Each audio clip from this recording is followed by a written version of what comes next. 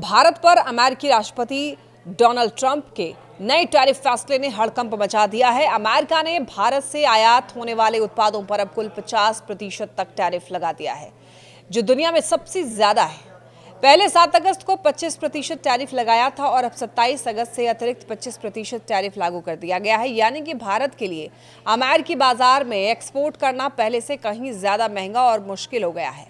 इसका सीधा असर भारत की उन इंडस्ट्रीज पर पड़ा है जिनकी सबसे बड़ी मार्केट अमेरिका है।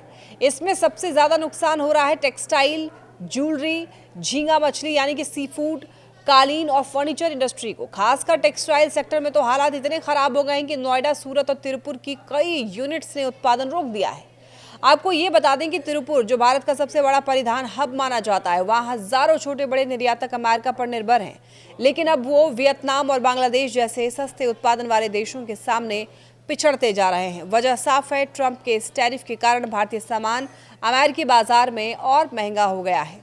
सिर्फ कपड़े ही नहीं बल्कि सी फूड इंडस्ट्री, खासकर झींगा मछली पर भी इसका सीधा असर दिख रहा है। अमेरिका भारत के झींगा निर्यात का लगभग 40% हिस्सा खरीदता है। यानी कि टैरिफ के बढ़ने से भंडारण का नुकसान, सप्लाई चेन में व्यवधान और किसानों पर संकट खड़ा हो सकता है, क्योंकि अगर झींगा अमेरिकी बाजार में महंगा हो गया तो ग्राहक वियतनाम, इंडोनेशिया या थाईलैंड से खरीद लेंगे।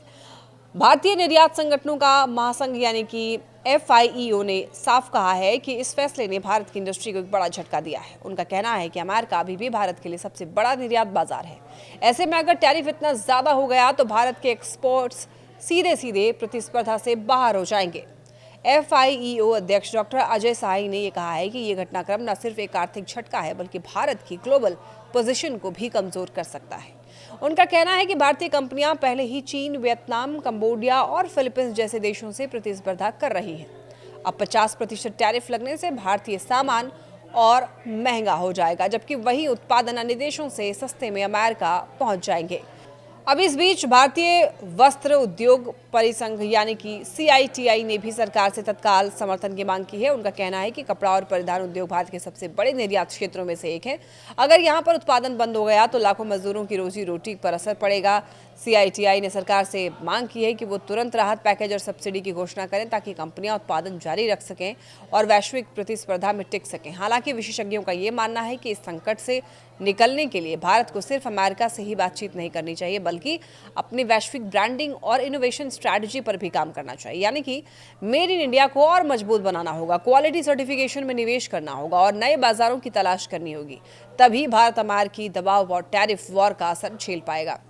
तो कुल मिलाकर अमेरिकी टैरिफ ने भारत की इंडस्ट्री के लिए मुश्किलें खड़ी कर दी है। आने वाले दिनों में ये देखना बड़ा ही अहम होगा कि क्या भारत और अमेरिका के बीच कूटनीतिक स्तर पर कोई समझौता हो पाता है या फिर नहीं।